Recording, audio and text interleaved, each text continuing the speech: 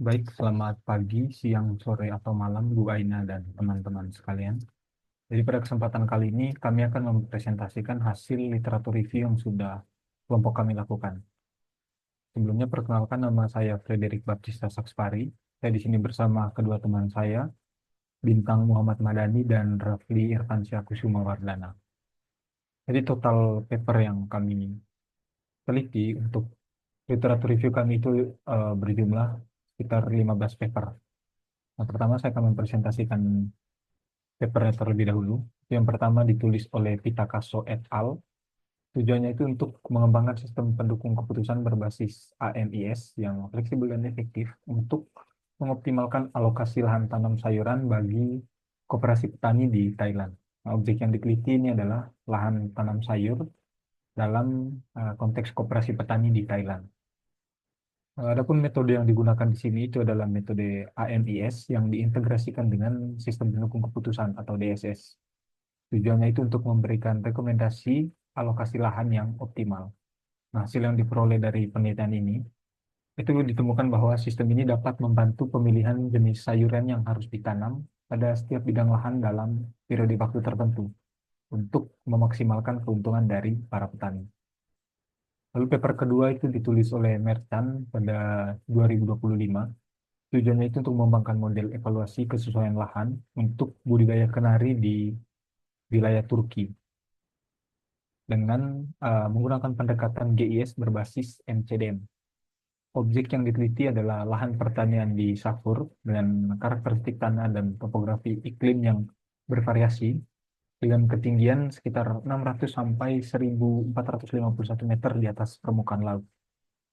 Lalu metode yang digunakan itu adalah pendekatan GIS berbasis MCDM dengan metode AHP. Hasil yang diperoleh dari penelitian ini itu menunjukkan bahwa sistem ini dapat membantu pemilihan lokasi lahan dengan mempertimbangkan beberapa faktor seperti luas lahan, ketersediaan air, kemiringan lahan, dan juga iklim yang selalu berubah-ubah. Lalu paper selanjutnya itu ditulis Koukoulakis et al. Tujuannya itu untuk mengembangkan dan mengevaluasi DSS komputer program atau DSSCP untuk mendukung penggunaan kembali air limbah dan biosolid secara aman di lingkungan pertanian. Objek yang diteliti adalah air limbah yang telah diolah, lalu biosolid, tanah pertanian, tanaman regras, lingkungan pertanian, lingkungan, para petani, dan juga pemangku keputusan. Metode yang digunakan dalam penelitian ini itu adalah DSS berbasis komputer atau DSSCP yang dikembangkan oleh peneliti dari Hellenic Open University.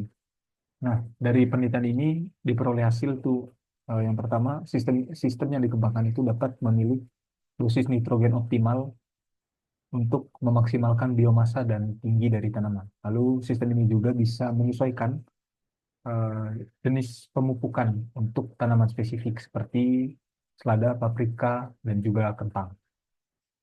Lalu paper keempat itu dari Amin et al. Ditulis dipublikasikan pada tahun 2025. Tujuan dari penelitian ini itu untuk mengintegrasikan model DSSAT dengan data penginderaan jarak jauh untuk memperkirakan variabel kanopi seperti eh, luas indeks luas daun dan biomasa pada tanaman gandum. Objek yang diteliti itu adalah tanaman gandum pada lahan pertanian di Pakistan. Metode yang digunakan dalam penelitian ini itu adalah metode DSSAT dengan data penginderaan jarak jauh dari lapangan. Nah, hasil yang diperoleh dari penelitian ini itu menunjukkan bahwa sistem yang dikembangkan ini mampu mendukung pengambilan keputusan untuk alokasi sumber daya berupa air dan pupuk di lahan dengan produktivitas rendah. Lalu paper kelima itu ditulis oleh Kizielewicz yang dipublikasikan pada tahun 2025. Tujuannya itu untuk mengembangkan kerangka kerja DSS berbasis MCDA dan MCDM untuk mengevaluasi sensor UAV dalam penggunaannya di lahan pertanian. Nah, objek yang diteliti itu ada 10 alternatif, berupa 10 alternatif sensor LIDAR untuk UAV. Metode yang digunakan itu pendekatan MCDA dan MCDM untuk pengembangan DSS. Hasil yang diperoleh itu berupa alternatif sensor ke-9, alternatif ke-9 atau A9, itu secara konsisten menempati peringkat pertama di semua metode yang digunakan. Ada beberapa metode yang digunakan, metode berbasis MCDA dan MCDM yang digunakan di sini. Itu adalah MABAC, MARCOS, dan beberapa metode lain yang seperti yang disebutkan di slide. Eh, Hasilnya itu diperoleh bahwa sensor A9 atau alternatif ke-9 itu memiliki stabilitas yang tinggi dibanding sensor-sensor lainnya.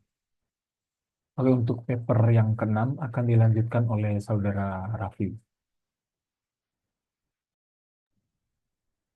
Terima kasih Saudara Frederick. Untuk paper yang keenam di sini ditulis oleh Mulyana et al. Pada tahun 2021 dengan tujuan untuk membuat sistem pengambilan keputusan untuk menentukan varietas bibit padi berkualitas di Desa Teluk Jaya. Untuk objek penelitian sendiri adalah 14 jenis varietas padi dengan 5 kriteria: umur, tanaman, tinggi tanaman, tingkat kerontokan, rata-rata hasil, dan juga potensi hasilnya. Untuk metode sendiri ada dua, yaitu Topsis dan MAUT, di mana di sini dihasilkan bahwasannya sistem berhasil mengelompokkan varietas padi ke dalam tiga kategori kualitas, yakni super, sedang, dan juga rendah menggunakan perhitungan metode tadi, dengan akurasi yang telah divalidasi oleh pakar. Selanjutnya untuk paper ke-7 yang ditulis oleh Mubarak et al. Pada tahun 2024 dengan tujuan untuk mengidentifikasi dan merekomendasikan varietas padi unggul di wilayah Balai Penyuluhan Pertanian Ciberem, Kota Tasikmalaya. Untuk objeknya sendiri adalah 8 varietas padi dengan 8 kriteria, yakni umur tanam, tinggi tanaman, bentuk gabah, jumlah anakan, tekstur nasi, berat per 1000 butirnya, tingkat ketahanan terhadap penyakit, dan juga rata-rata hasil panen. Untuk metode sendiri adalah metode Topsis, di mana dihasilkan bahwasannya varietas padi terbaik adalah Cakra Buana dengan skor 0,6030 dan juga Inpari 42 dengan skor 0,5946 dan Inpari 36 dengan skor 0,5504. Selanjutnya untuk paper ke-8 yang ditulis oleh Eksan et al. Di sini bertujuan untuk merancang sistem pendukung keputusan menggunakan metode GAP untuk memberikan rekomendasi bibit padi unggul bagi petani di desa Soropadan, di mana objek penelitiannya adalah 19 varietas padi dengan 8 kriteria, yakni tinggi tanaman, tingkat kerontokan, harga bibit, umur tanaman, bentuk gabah, kadar amilosa, dan tingkat kerebahannya. Untuk metodenya sendiri yang digunakan adalah GAP atau Group Algorithm Programming, di mana sistem berhasil mengurutkan 19 varietas tadi berdasarkan nilai total yang dihitung menggunakan metode GAP. Didapatkan bahwasannya varietas IR64 menduduki peringkat pertama dengan skor 4,74, diikuti oleh Inpari 32 dengan skor 4,68, serta Mekongga dan Sidenuk dengan skor 4,6. Untuk paper ke-9 yang ditulis oleh Dewi et al. Pada tahun 2021 dengan tujuan merancang sistem pendukung keputusan menggunakan metode Topsis untuk menentukan jenis tanaman karet terbaik guna menghasilkan bibit berkualitas di Balai Penelitian Karet Sungai Putih. Untuk objeknya sendiri adalah 6 jenis tanaman karet dengan 4 kriteria, yakni besar payung, besar daun, helai daun, dan juga tinggi batang. Untuk metodenya yang digunakan adalah Topsis dan didapatkan bahwasannya berdasarkan perhitungan Topsis, karet jelutung mendapatkan skor tertinggi, yakni 0,5971 dan dianggap sebagai kualitas bibit terbaik. Dan untuk paper yang ke-10 yang ditulis oleh Ramadan et al. Pada tahun 2021 yang bertujuan untuk merancangan sistem pendukung keputusan menggunakan metode AHP untuk membantu petani di kota metro dengan tujuan juga untuk menentukan jenis tanaman pangan yang paling cocok untuk ditanam di wilayah tersebut. Untuk objeknya sendiri adalah jenis tanaman pangan berdasarkan kriteria lahan. Namun dalam paper sendiri tidak disebutkan secara eksplisit, tetapi tetap melibatkan kriteria dan subkriteria yang relevan dengan kesesuaian lahan. Untuk metode yang digunakan jelas hanya HAP, yaitu analitik hierarki proses. Dan didapatkan hasil bahwasannya sistem mampu melakukan pencarian dan pengolahan data dengan cepat, membantu petani menentukan jenis tanaman pangan yang sesuai berdasarkan kriteria lahan. Untuk paper selanjutnya akan dijelaskan oleh Saudara Bintang. Baik, terima kasih banyak. Selanjutnya, paper yang 11 ada dari Wibowo et al. Tahun 2024, di mana penelitian ini bertujuan untuk memahami faktor-faktor yang mempengaruhi keberhasilan penanaman benih, seperti jagung, kacang, kedelai, kacang tanah, dan kacang hijau, serta menyusun solusi berbasis ilmiah untuk mendukung pengambilan keputusan yang optimal dalam manajemen lahan pertanian.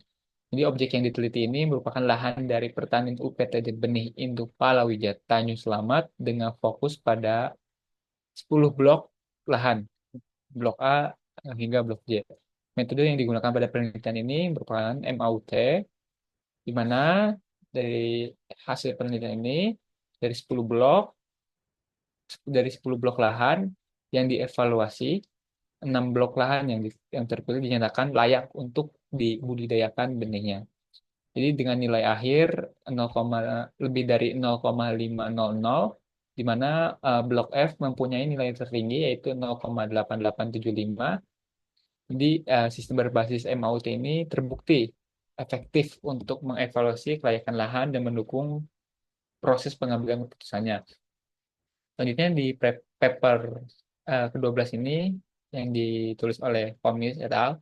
Tahun 2021 bertujuan untuk mengembangkan sistem pengambilan keputusan, di mana untuk menentukan kelompok tani yang berhak menerima bantuan dari berupa alat pertanian secara transparan dan terorganisir berdasarkan kriteria yang ditetapkan. Jadi objek yang diteliti merupakan kelompok tani dari Dinas Pertanian Serdang Bedagai dengan 10 kelompok tani sebagai alternatifnya.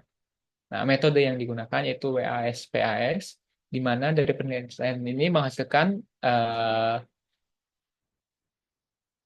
beberapa nilai preferensi seperti peringkat pertama yang diikuti oleh Sukatani dengan nilai 0,9212, diikuti oleh Sri Wigati dengan nilai 0,7858. Jadi metode WSPAS ini terbukti efektif untuk menentukan penerima bantuan alat pertanian. Next slide. Nah, selanjutnya di bagian ini paper ke-13 dari Wijaya et al. Tahun 2024, di mana penelitian ini bertujuan untuk membuat sistem pengambilan keputusan ya, untuk menentukan jenis tanaman pangan yang sesuai untuk ditanam berdasarkan karakteristik lahan pertaniannya. Jadi eh, tujuannya untuk membantu petani mengurangi resiko kesalahan pemilihan tanaman. Objek yang diteliti yaitu lahan pertanian di wilayah yang tidak disebutkan secara spesifik lokasinya, dengan fokus pada tanaman pangan seperti padi, jagung, dan kacang kedelai. Pada penelitian ini menggunakan metode AHP, di mana AHP ini mampu menyimpan data dan mencari data dengan cepat, memberikan penilaian berdasarkan kriteria lahan, dan menentukan jenis tanaman yang paling cocok ditanam. Selanjutnya, paper ke-14 ada dari Gao et al. Tahun 2021, di mana penelitiannya bertujuan untuk mengembangkan sistem yang sudah ada sebelumnya untuk membantu petani di Desa Aek Nauli 2 untuk memilih bibit padi yang terbaik guna meningkatkan hasil produksi padinya. Jadi objek dari penelitian ini merupakan bibit padi yang dibudidayakan di desa tersebut dengan fokus varietas seperti Siranto dan Sekali Botonnya, di mana eh, metode yang digunakan yaitu merupakan SAW. Jadi sistem ini dengan metode SAW berhasil mengidentifikasi bibit padi, bibit padinya. Jadi pada peringkat pertama ada Siranto sebagai peringkat pertama, yang kedua itu diikuti oleh Sitali Bolon berdasarkan kriteria yang ditetapkan. Jadi sistem berbasis web ini mempermudah petani dalam memilih bibit yang berkualitas, meningkatkan efektivitasnya dalam proses pengambilan keputusannya, dan berpotensi meningkatkan hasil panennya. Oke, selanjutnya paper yang terakhir itu eh, yang ke-15 merupakan dari Silalahi et al. Tahun 2024, di mana tujuan penelitian ini untuk membangun eh, sistem pengambilan keputusan untuk membantu CV Afkam dalam memilih pengepul sawit yang sesuai. Nah, dalam objek penelitian ini, pengepul sawit yang bekerja sama dengan CV Afka di Padang Lawas, Sumatera Utara dengan 10 alternatif pengepul. Nah, metode yang digunakan yaitu WP, dan hasil penelitian tersebut sistem berhasil menentukan peringkat pengepul sawit dengan toko sawit Raja Sobu sebagai peringkat pertama dengan nilai frekuensi 0,127, maaf 0,127, lalu diikuti oleh toko sawit Latong dengan nilai frekuensi 0,125 dan toko sawit Pak Jintar dengan nilai frekuensi 0,119. Sistem ini terbukti meningkatkan efisiensi dalam proses pengambilan keputusan serta mendukung hubungan jangka panjang dengan mitra petani dan meminimalkan risiko dalam rantai pasok kelapa sawit. Next. Kesimpulan yang bisa kami ambil yaitu DSS atau Decision Support System ini meningkatkan efisiensi dalam proses pengambilan keputusan di bidang pertanian. Sekian yang dapat kami sampaikan. Mohon maaf bila banyak salah kata dan kekurangannya. Terima kasih atas perhatian.